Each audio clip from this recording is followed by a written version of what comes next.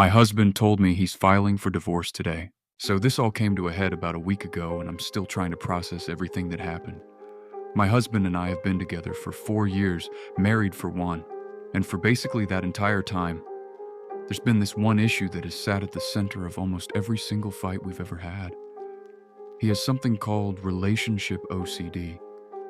A lot of people know it better as retroactive jealousy, or RJ. What that means in practice is that he fixates on my past, specifically on one person I dated years ago, someone I haven't spoken to in over 8 years, someone who has absolutely no presence in my life whatsoever, but in his mind, that person is a constant source of pain. And here's the thing that makes it so hard to deal with. You can't predict when it's going to hit. We could be sitting on the couch watching TV, and a character on the show happens to share the same name, and that's it. He shuts down. His whole energy shifts. The warm, funny, goofy guy I fell in love with just disappears, and in his place is this cold, distant, closed-off version of him. He shuts me out completely, sometimes for hours, sometimes longer. The most painful example of this happened just last weekend. It was our 1-year wedding anniversary. We were at a concert, genuinely celebrating, and someone came out on stage wearing a jersey for the same sport that person from my past used to play. That was enough. He wanted to leave immediately. We ended up in a fight right there, and our anniversary, the whole evening we had looked forward to, was completely ruined. I want to be clear about something, because I think it matters. Other than his RJ, we have been genuinely happy together. He's caring and funny and supportive. When I got laid off from my job, he was right there. He buys me flowers. He makes me laugh. There's a real relationship underneath all of this. But every single time he gets triggered, it chips away at something. And after 4 years of it, I've been feeling the accumulation of that chipping. I walk on eggshells. I feel this low-level anxiety a lot of the time because I never know what's going to set things off next. For a long time, I told myself it would get better. I thought that once we were married, once he could see, really see, that I chose him, that I was committed to him and only him, maybe the jealousy would quiet down. It didn't. If anything, things have felt worse. After the anniversary fight, something shifted for me. I couldn't quite name it at the time, but something felt different, like I had finally hit some kind of wall. We were cordial to each other all week, sleeping in the same bed, being polite, but there was this distance between us that felt heavier than usual. Then yesterday, he came to me and asked if I was ready to go back to being loving again. And I took a breath and tried to be honest with him. I told him my concerns. I told him he needs to seek actual support for this. Therapy, possibly medication, something. I also thanked him for giving me space during the week, and he immediately got defensive about it. He said with an attitude that he was upset too, as if my acknowledging the space somehow minimized what he was feeling. That moment stuck with me, because it was pretty clear he wasn't really hearing me. And I'll be honest, I know I'm not perfect in these conversations either. When he comes at things with an aggressive tone or positions himself as the victim, I get defensive automatically. We both have our patterns, but in that moment, the disconnect felt really stark. He ended up storming out of the room and went to sleep in the guest room, which is where he always goes when he's upset, or honestly, just for his everyday naps too. And after that, every single door in the house was being slammed. Every single one. At that point, I was just done with the tension. I told him I was going to move his things from the master bedroom to the guest room so that we could both have a little space to think. I want to be clear about my reasoning here. I wasn't doing it to send a message or to be petty. I genuinely felt broken.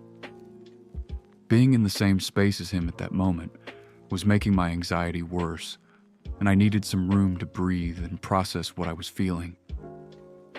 He left for the day to go golfing, which is kind of its own thing because golf is a hobby he literally made fun of for the past 4 years, and now he's suddenly picked it up. And while he was gone, I moved his belongings. When he came home, he was livid. He said he wasn't interested in being roommates, that this was no way to live. I explained again that I just needed space to process everything, and he said, with a pretty harsh tone, that I'd already had enough space, that I'd had a full week of it, and that instead of spending my day moving his stuff, I could have spent it figuring out how to communicate with him.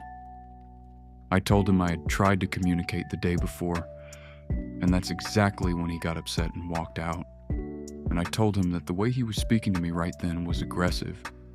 He said he was angry, that it was ridiculous, and then he said it. He wouldn't be married to someone who can't resolve simple issues. He won't have kids with that person, and he's filing for divorce. I told him I didn't want a divorce. All I was asking for was a little space so we could both work through what was happening. I don't remember exactly what he said after that, but he didn't really acknowledge it. He just repeated that he was filing for divorce, and then he left the house. And here's the strange part. After he walked out, I sat with myself and I just felt nothing. No anger, no tears, just this flat, quiet numbness. I've been trying to figure out what that means. Maybe some part of me has finally reached the end of its rope. Maybe it's just my mind protecting me from something I'm not ready to fully feel yet. I honestly don't know. What I do know is that I've never told anyone about his RJ.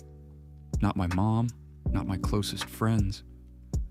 I've kept it entirely to myself because I love him, and I didn't want people in my life forming a negative opinion of him based on this one part of who he is. But sitting there alone in that house, I realized I'd been carrying this by myself for 4 years, and I'm exhausted from it. I decided it was finally time to talk to my mother. I typed all of this out because I needed to put it somewhere. I'm too deep in it to think clearly on my own, and even just getting the words out helped. I've never been more in love with anyone in my life than I am with this man, and at the same time, I'm genuinely not sure I can stay in this relationship if things continue the way they've been going. The RJ, the lack of accountability, the way he speaks to me when he's angry, the threats instead of actual conversation. I don't know how much more of that I have in me. Okay, so that was where I was when I first wrote all of this out. And since then, things have actually moved in a direction I didn't fully expect. The response I got from people was overwhelming. I was not prepared for that. And something about not being alone with it anymore gave me a kind of clarity I hadn't had in a long time. For the first time in 4 years, I genuinely put my foot down. I sat down with my husband and I told him plainly, I will not keep putting up with this treatment.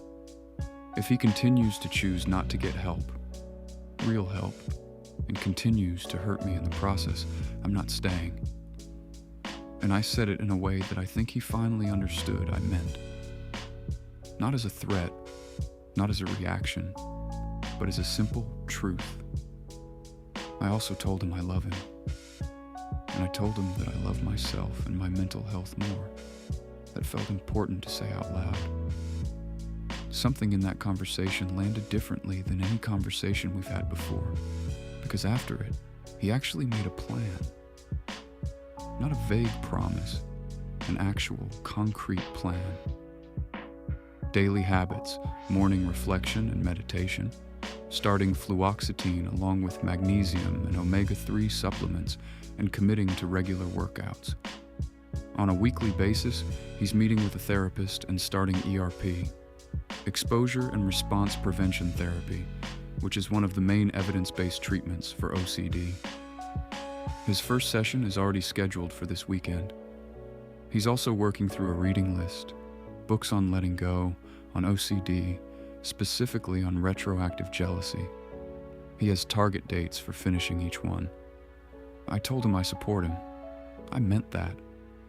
But I also told him that he needs to do real, deep work on himself before we can start rebuilding things between us. I'm not going to pretend everything is fine and jump back into normal life while he's in the early stages of this. That's not fair to either of us. I'm leaving town this week to spend some time with my mother, which feels long overdue, honestly. And while I'm doing that, I'm also putting together what I'm calling an exit plan, just in case. I hope I never need it. But having it makes me feel less helpless, and right now feeling less helpless matters. What I keep coming back to is how isolated I let myself become with this. 4 years of protecting him from other people's judgment, and all it did was leave me completely alone with the weight of it. The moment I stopped doing that, the moment I let people in, I found both support and my own voice again. That's something I won't forget. I don't know exactly what comes next for us. I'm cautiously hopeful, and I'm also realistic. He's taking steps I've wanted him to take for a long time, and that does mean something. But steps are just the beginning. What matters is whether he follows through, whether the therapy actually helps, whether the work he's committing to is real and sustained. I'm watching, and I'm giving it a chance, but I'm also taking care of myself in a way I maybe haven't let myself do before. For the first time in a while, I feel like myself again, and I'm proud of that.